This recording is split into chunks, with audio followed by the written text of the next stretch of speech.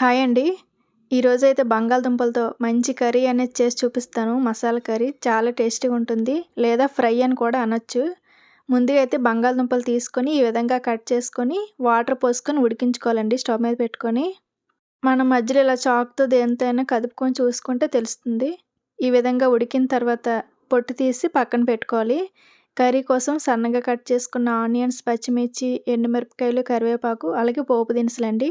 Stove పై pan పెట్టుకొని మనం తీసుకున్న పోపు దినుసులు వేసుకొని బాగా ఫ్రై అవ్వనివ్వాలి. ఇందులోనే సన్నగా కట్ చేసుకున్న ఆనియన్స్, పచ్చిమిర్చి కూడా వేసుకోవాలి. ఇందులో ఆనియన్స్ ఎక్కువ వేసుకుంటే బాగుంటుంది. అలాగే కొంచెం కరివేపాకు కూడా వేసి లైట్గా వేగిన తర్వాత అల్లం వెల్లుల్లి పేస్ట్ కూడా వేసుకోవాలి. ఇవి కూడా కొంచెం వేగిన తర్వాత మనం తీసుకున్న బంగాళదుంపలు ఈ విధంగా కట్ చేసుకొని అందులో ఒక స్పూన్ పసుపు, అలాగే టేస్ట్‌కి సరిపడగా కారం, సాల్ట్, అలాగే ధనియాల పొడి, కొంచెం గరం మసాలా, కొంచెం జీలకర్ర పొడి కూడా వేసుకొని ఈ విధంగా అయితే బాగా కలుపుకోవాలండి. కలుపుకొని ఇందులో సన్నగా కట్ చేసుకున్న కొత్తిమీర కూడా వేసుకొని ఒకసారి టేస్ట్ అనేది చెక్ చేసుకోవాలి. ఉప్పు కానీ, కారం కానీ సరిపోకపోతే వేసుకోవచ్చు.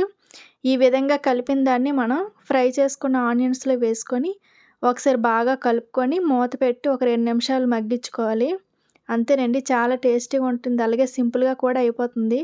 మనకి రోటీ లేదా చపాతీ లేదా రైస్ దేనికైనా పర్ఫెక్ట్‌గా ఉంటుంది.